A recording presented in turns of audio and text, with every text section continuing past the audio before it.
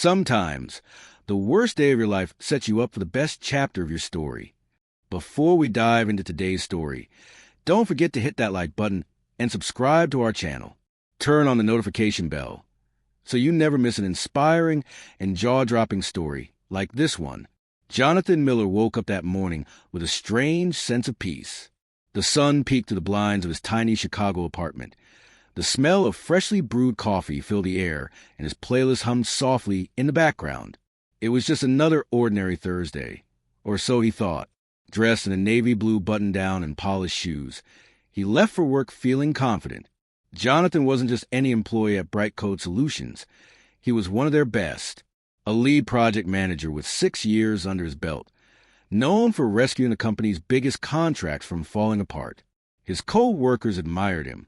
Even his junior staff often said, "If anyone deserves to be VP someday, it's you, John." He believed them. He'd sacrificed so much, late nights, missed holidays, no social life, for this company. As he walked through the glass doors of Bright Code, he greeted the receptionist like always. "Morning, Jenna." She didn't reply with her usual smile. Instead, her eyes darted nervously before she looked away. Odd. He brushed it off and headed to his desk, ready to dive into the new client proposal. But just as he opened his laptop, an HR assistant appeared beside him. "Jonathan, can you come with me for a moment?" Her voice was flat, robotic. His stomach dropped. In the quiet walk to the HR office, his mind raced. Did I mess up a project? Was there a complaint? He tried to reassure himself. This is probably about a department transfer or performance bonus. But when he stepped inside the room, reality hit like a punch to the chest. Sitting across the desk was the head of HR and his direct manager, Mr. Caldwell. No handshakes, no smiles, only a plain white envelope and a phrase he never expected to hear. "We're letting you go, effective immediately." "What?" Jonathan blinked. "Letting me go? For what reason?" "It's a strategic restructure," Caldwell said coldly, barely looking up from the desk. "Your position is being dissolved. But I've been leading your biggest accounts. I just saved the Hillman project last quarter. You told me I was next in line for promotion." Caldwell sighed. "It's not personal, Jonathan. It's business. Please turn your badge and laptop." Jonathan felt his heartbeat in his ears. His vision blurred as the HR rep slid the termination papers across the table. No gratitude, no recognition, just a signature line and a box for his things. As he packed up his belongings in stunned silence, the office he once loved suddenly felt foreign, cold, indifferent. Co-workers avoided his gaze. Some whispered. One of them, a junior staff he mentored, mouthed, "I'm so sorry." With his box of belongings in hand, he stepped into the elevator, holding back tears. The ride down felt like an eternity. Outside, the sky had darkened, rain starting to fall. Of course it would rain. His hands trembled as he sat in his car, the envelope still on the passenger seat, unread. Everything he'd worked for, sacrificed for, gone in a 5-minute meeting. Jonathan looked at his reflection in the rear-view mirror. No job, no plan, just a single, bitter thought repeating in his mind. How could they throw me away like this? Little did he know, this painful ending was just the beginning of something far greater. Jonathan stared blankly at the ceiling of his cousin Malik's guest room. The ceiling fan creaked with every slow spin, as if mocking the silence that had taken over his life. Days had passed since he was fired from Bright Code, but the sting still felt fresh, like a wound he kept accidentally touching. He couldn't sleep, couldn't eat, couldn't stop replaying that moment in the HR office. One moment, he was a respected project manager on track for promotion. The next, he was nothing more than a discarded name on a list. He had sent out over 30 job applications in 1 week. Some companies didn't respond. Others replied with generic rejection emails that felt colder than Chicago winter outside. "Thank you for your interest. We decided to move forward with other candidates." Jonathan sat at Malik's kitchen table, sipping cheap coffee and scrolling through job boards for the 100th time. Malik, a rideshare driver, watched him quietly. "You got to take a break, man," Malik said gently. Come out with me tonight. Clear your head. I can't, Jonathan replied, eyes glued to the screen. I need to land something. Anything. Malik didn't argue. He'd known Jonathan long enough to understand. This wasn't just about money. It was about pride, purpose, identity. But things only got worse. His bank account dipped below $500. His landlord emailed, asking when he'd return to collect his belongings. Credit card debt piled up. Then came the final blow. His girlfriend of 3 years, Alyssa, showed up at a coffee shop to talk. I don't think I can do this anymore, she said, eyes full of guilt but not enough to stay. You mean us? Jonathan asked, I didn't sign up for this version of you. You're not the same driven guy I fell in love with. He watched her walk away, disappearing into the crowd as if she'd never been part of his life at all. That night, Jonathan sat alone in Malik's living room. He didn't cry. He didn't scream. He just stared at the floor, numb. Was I only valuable when I had a title? A salary? A future someone else approved of? He looked around at the small, cluttered apartment, the stack of rejection letters beside his laptop, the empty takeout boxes, the silence. He felt invisible. Then came the darkest thought. Maybe they were right. Perhaps I am average. But just before that thought could settle in, Malik came home, tossed his keys on the counter, and dropped a greasy fast food bag in front of him. Eat, shower, and get some sleep. You're not done yet, John. Jonathan didn't say anything, but he nodded. Something in Malik's voice reminded him that not everyone had given up on him. At least not yet. That night, lying in the dark, his mind flickered with fragments of ideas. What if I built something on my own? What if I didn't wait for someone to say I was worth hiring? He didn't have a full plan, just a spark. But that was more than he'd had in weeks. He sat up, grabbed a notebook, and scribbled a few words on a clean page. Build the thing you wish Brightcode had. It didn't feel like much, but it was the first time in a long time he felt something, and sometimes all it takes is one moment of quiet determination to start rewriting your whole story. Jonathan stared at the words he had scribbled in his notebook. Build the thing you wish Brightcode had. He didn't know what it meant yet, but it felt right, like a whisper from a future version of himself, urging him not to give up. The next morning, he sat on Malik's couch with his old laptop on his knees and started writing ideas. He thought back to his years at Brightcode, the missed deadlines, clunky workflow, emails getting lost, tasks forgotten, clients frustrated. One issue always came up: inefficiency. The company had been bleeding time and money because their internal systems were outdated and chaotic. Jonathan used to suggest solutions, but his ideas were always shot down. Let's not fix what's technically working, Caldwell would say with a smug tone. Now, with no boss to silence him, Jonathan dove into building the very thing Brightcode refused to create, an intuitive, all-in-one workflow platform. Something small businesses and mid-sized teams could use to stay organized without hiring an IT department. He called it TaskFlow Pro. At first, it was just sketches, flowcharts, interface designs drawn in the margins of his notebook. But he couldn't stop thinking about it. He researched nonstop, watching tutorials, reading developer forums, and learning new tools. He sold his old watch to buy a second-hand desktop monitor. He skipped meals to save money for a better internet plan. He turned Malik's cramped dining table into a makeshift workstation. Most nights, he stayed up until 3 a.m., eyes burning, hands trembling, trying to code the first version of the app. He broke things, fixed them, broke them again. He doubted himself constantly. What if this is a waste of time? What if no one uses it? But something inside him kept whispering, you're building your way out. Weeks turned into months, and slowly, TaskFlow Pro came to life. It wasn't perfect, but it worked. It was clean, simple, and powerful. You could assign tasks, track progress, share files, and send updates, all in one place. Jonathan used every trick he knew to launch it without a budget.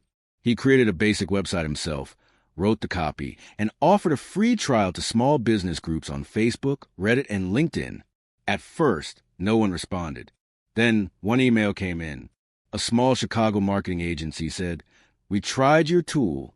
It's saving us hours every week. Can we get the full version? Jonathan stared at the message like it was a golden ticket. He typed back, absolutely. That one client led to 3, then 10, then 50. Word spread. The simplicity of TaskFlow Pro caught on. Small companies who were sick of overpriced, bloated software started switching to his tool. One afternoon, he got an email from a venture firm. We're impressed. Can we schedule a call? Jonathan's hand shook as he read it. The name of the sender was familiar. They'd once ignored his pitch deck when he worked at Brightcode. But this time, they wanted him. Within a year, Jonathan had a small team, a growing user base, and a product that was starting to make real money. The app hit 10,000 downloads. Revenue crossed 6 figures. Investors wanted in. Malik, who had supported him through the darkest nights, stood by the door of their apartment and watched Jonathan take a call in a new suit. You did it, man, Malik said with a proud grin. Jonathan smiled. I'm just getting started. For the first time in a long time, Jonathan didn't feel like a failure. He felt like a founder, a creator, a boss. But just as things were finally coming together, a new piece of news would land in his inbox, one that would make his past and present collide in a way he never saw coming. Jonathan leaned back in his chair, staring at the sleek dashboard of TaskFlow Pro. His once messy sketches were now a clean, polished platform used by thousands of companies across the country. Notifications poured in. Clients were renewing subscriptions. User feedback was glowing. A modest income had turned into steady profit. From jobless to founder, he had built something from the ashes of his worst moment. It was a sunny Monday morning, and Jonathan had just finished a video call with a digital agency in Atlanta that signed up for a full-year enterprise plan. He closed his laptop, stretched, and poured himself a cup of coffee. Then came the email. Subject line: Proposal for Partnership, Brightcode Solutions. Jonathan froze. His heart thudded against his ribs. Brightcode? He clicked. Dear Mr. Miller, we've been following the growth of TaskFlow Pro and are deeply impressed with its functionality and scalability. Our executive team would like to schedule a meeting to discuss a potential partnership or possible acquisition. An acquisition? His fingers trembled. He blinked to make sure he wasn't imagining it. Brightcode, the same company that kicked him out like trash, was now knocking on his door with a smile. He reread the email at least 5 times. The message was signed by Mr. Caldwell, the same manager who had sat across from him in that cold HR office and said, It's not personal, it's business. Jonathan laughed, but it wasn't joy. It was irony, poetic justice. He forwarded the email to Malik with the caption, You won't believe this. Malik called immediately, shouting, Yo! What did I tell you? They're crawling back. What are you going to do? Jonathan didn't answer right away. Part of him wanted revenge, to walk into their office, smile politely, and say, Thanks, but no thanks. Another part wanted to show them just how wrong they were for letting him go. But there was also a part of him that was curious. What exactly are they offering? He agreed to a meeting. 2 days later, Jonathan walked into the same building where he'd once worked. The familiar glass doors, the same receptionist.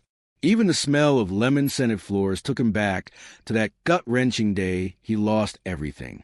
But this time, he was dressed in a tailored suit. No badge, no laptop return, no fear. When he entered the conference room, he saw Caldwell rise awkwardly from his chair. Jonathan, Caldwell said with a forced smile, It's good to see you.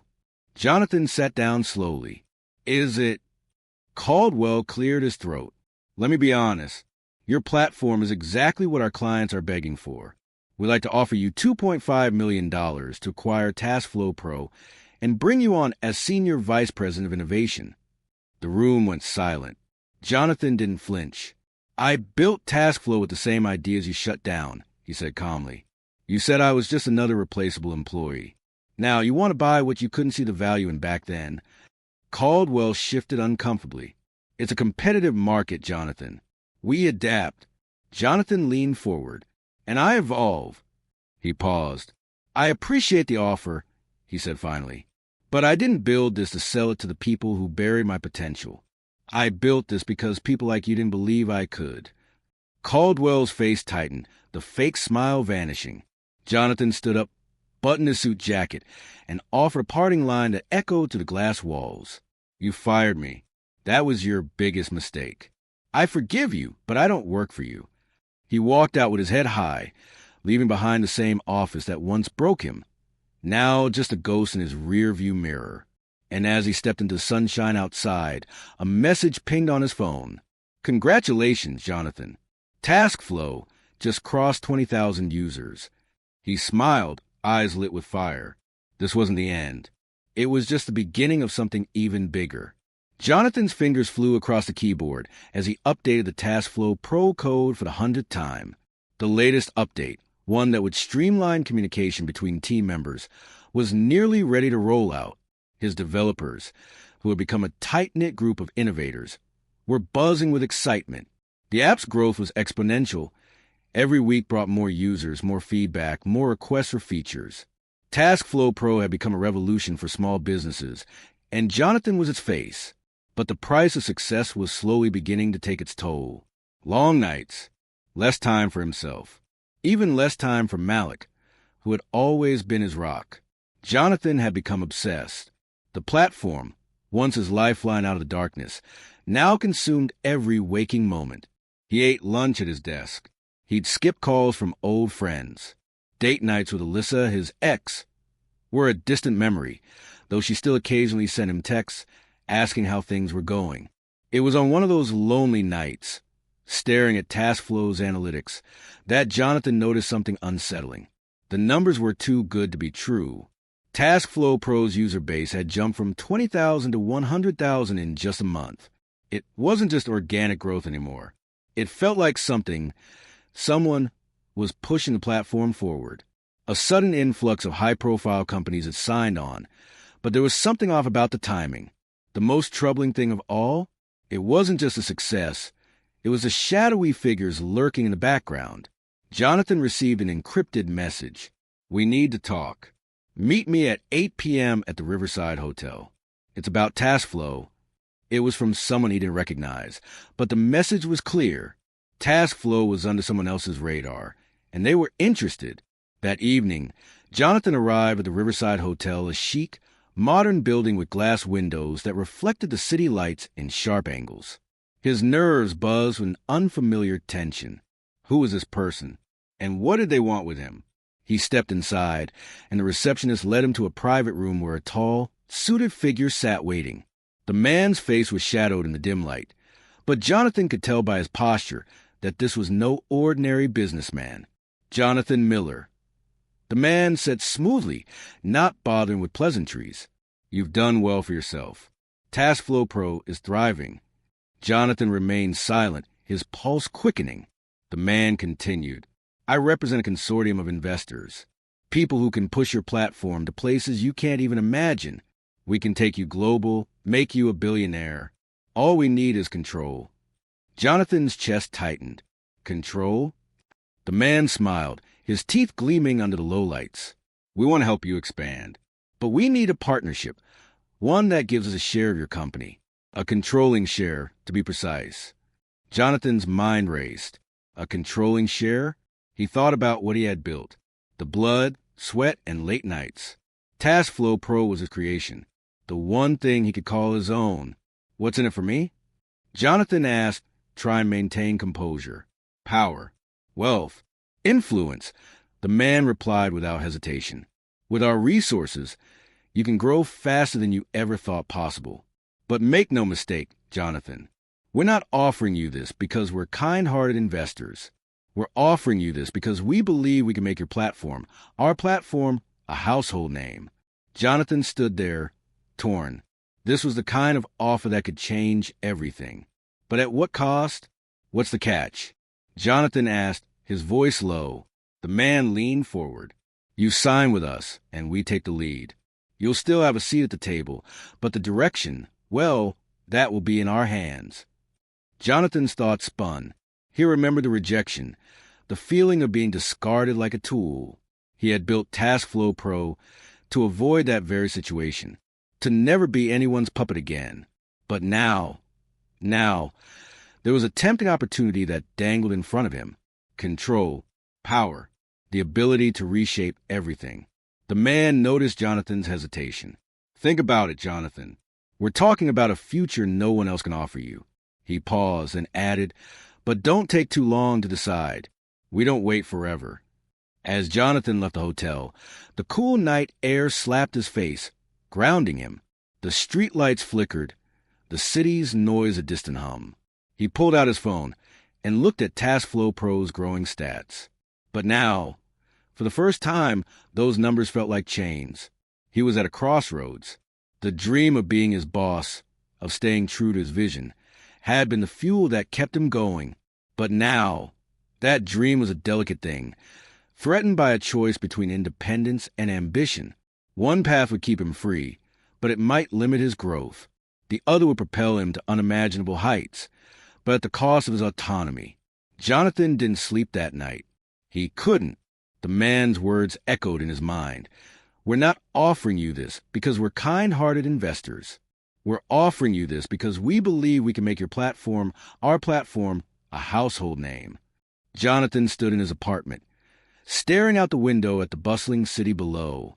The lights of the skyline flickered like stars in a vast, artificial universe, so close, yet so far away. A deep sense of unease settled in his chest. The offer on the table wasn't just an opportunity. It was a test of everything he had worked for, everything he had sacrificed.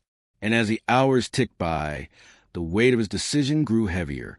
He hadn't slept, not since the meeting at the Riverside Hotel. Every time he closed his eyes, the images of those cold, calculating investors flashed before him. Their offer had been tempting, almost irresistible. Billion-dollar resources, an expansive network, and the promise of worldwide recognition. A chance to grow TaskFlow Pro into something that could change industries. But at what cost? The fear of losing control, the fear of becoming just another cog in someone else's machine, gnawed at him. TaskFlow was his creation, his vision.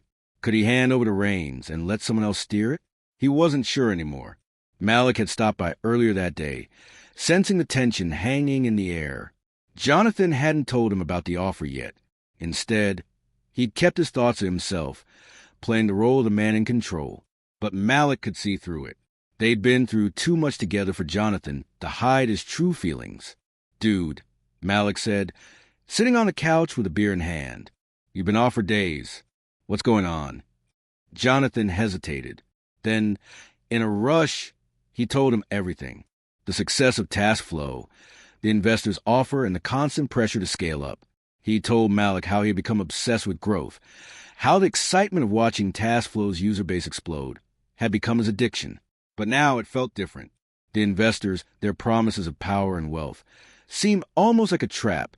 Malik listened quietly, his expression unreadable.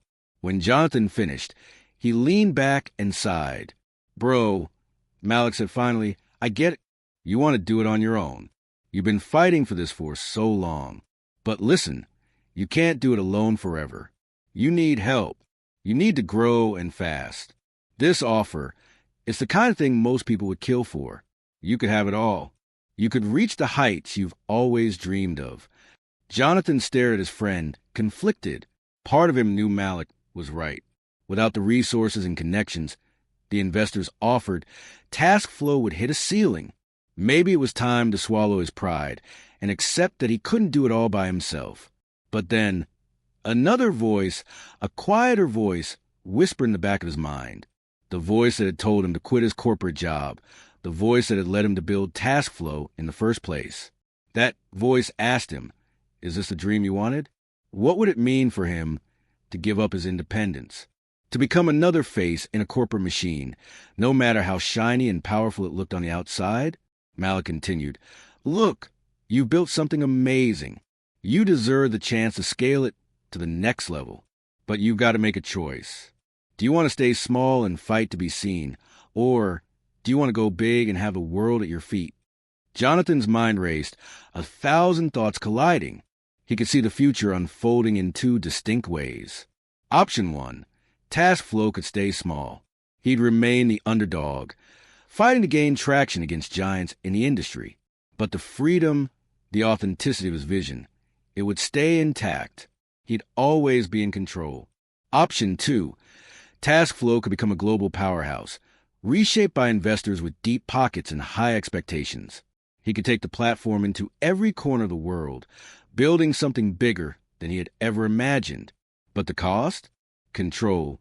His vision would be subject to the whims of others, their decisions steer in the direction of something he created with his blood and sweat. The choice was clear. Or at least it should have been. Suddenly, the phone on his desk buzzed, cutting through the tension in the room. The screen displayed an unfamiliar number. Jonathan hesitated for a moment, then picked up. It was a voicemail, but there was something different about this one. His heart skipped a beat as he heard the voice on the other end. Caldwell, the same manager who had rejected him, now speaking with an almost desperate tone. "Jonathan, it's Caldwell. I need to speak with you urgently. We've got a situation. Please call me back." A sinking feeling took root in Jonathan's stomach. Was this another test? Was Caldwell trying to manipulate him further? Or was something bigger going on, something that had the potential to derail everything? Jonathan's mind was in chaos. His instincts told him to shut it all down, to go back to his roots and build from the ground up. But his gut also told him that opportunities like this didn't come around every day. The price of success was never cheap. But was the price worth it? The night was darker than usual as Jonathan stood by his window, staring out over the city. The skyline seemed like a distant dream now, shiny, bright, and unreachable. His phone had been buzzing all evening, but he hadn't answered a single call. The voicemail from Caldwell still lingered in his mind, gnawing at him. The offer, the choice, it was all coming to a head. Everything Jonathan had worked for, everything he had built, hung in the balance. He had poured his soul into TaskFlow Pro, transforming it from a side project into a thriving business. The money, the recognition, the fame, all of it had been secondary. What mattered most to him was that it was his creation, his vision. But now, the stakes had changed. The investors were no longer just a distant, impersonal force. They were closing in on him. Caldwell's call had left an unsettling taste in his mouth, and with each passing moment, the weight of his decision grew heavier. Should he keep fighting to preserve his independence? Or should he take the deal and let someone else take the reins? He couldn't ignore the truth any longer. He was tired of being the underdog, tired of doing everything on his own. The loneliness that had come with success was starting to feel suffocating. But was this the right way to escape it? By giving up everything he had worked for? Malik's words echoed in his mind. You can't do it alone forever. But Jonathan had always believed that success, true success, came from within. It wasn't about relying on the help of others. It was about creating something that stood on its own, something that didn't need validation from corporate backers or investors with deep pockets. Yet, the offer still lingered, the chance to scale TaskFlow to global heights, to take what he had built and give it a life of its own, one that could change industries and affect millions of people. It was the opportunity of a lifetime.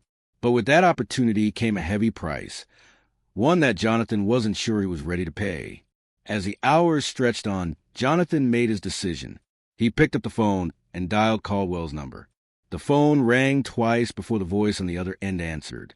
"Jonathan," Caldwell's voice was smooth, almost comforting. "I'm glad you called. I knew you would. We got everything ready for you. Just sign the papers, and we'll get started on scaling TaskFlow Pro to the next level." Jonathan's heart beat faster as the words seemed to echo in his mind. Sign the papers. Get started. Next level. Caldwell, Jonathan said, his voice steady but with an edge of uncertainty. "I've been thinking about your offer. I appreciate everything you said, but I'm not sure it's the right fit for me. I didn't start TaskFlow just to hand it over to someone else. I built it because I believed in the power of independence." There was a long silence on the other end of the line. Jonathan could almost hear Caldwell weighing his words, preparing for a counterattack. "You're making a mistake, Jonathan," Caldwell finally said, his voice dark and cold. "Do you really think you can compete with us? Do you really think you can go further without our resources? You'll never have the reach, the influence, the money. You'll be nothing. Jonathan's chest tightened, but he didn't flinch. He had been called nothing before. He'd been called worthless, replaceable. But here he was. He had built something from nothing, and he wouldn't let anyone take that away from him. "You might be right," Jonathan replied, his voice unwavering, "but I'll never trade my vision for a paycheck. Task flow is mine, and it always will be." The line went dead. For a moment, Jonathan just stood there, the weight of his words settling over him. He had made his choice. He wasn't going to sell out. He wasn't going to let anyone dictate his future. It was terrifying, but it was also liberating. He sat back down at his desk and opened his laptop, pulling up TaskFlow Pro's dashboard. The numbers were still climbing, steadily, with users signing up from all over the world. But there was something different now, something that felt like a new beginning. He pulled up his emails, drafting one to his team. "We're not going to sell. We're going to fight.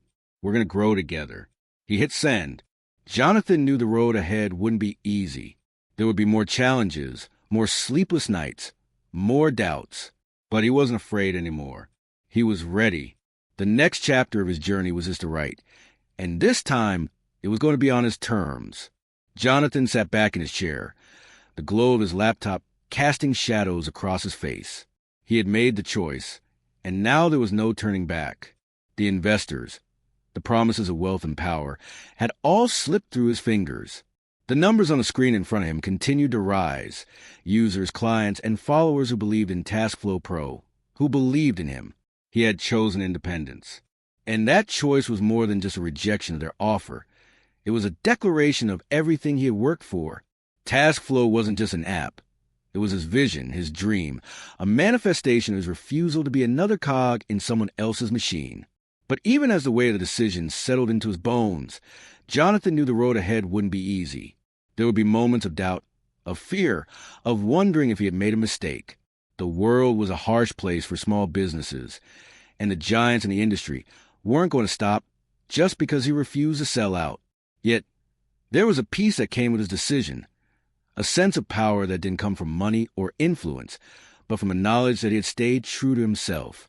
In the weeks that followed, TaskFlow Pro continued to grow. Slowly but steadily, word of mouth spread, and Jonathan's small team worked tirelessly to improve and evolve the platform. With each new feature they launched, they gained more loyal users, people who appreciated the human side of the business. The investor's offer had been tempting, but Jonathan realized that what he had created wasn't just about scaling up. It was about making a difference. One evening, as Jonathan looked at TaskFlow's progress over the past few months, he received another call from Caldwell.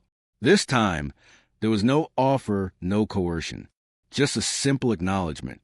"You made your choice, Jonathan." Caldwell's voice was low, but respectful.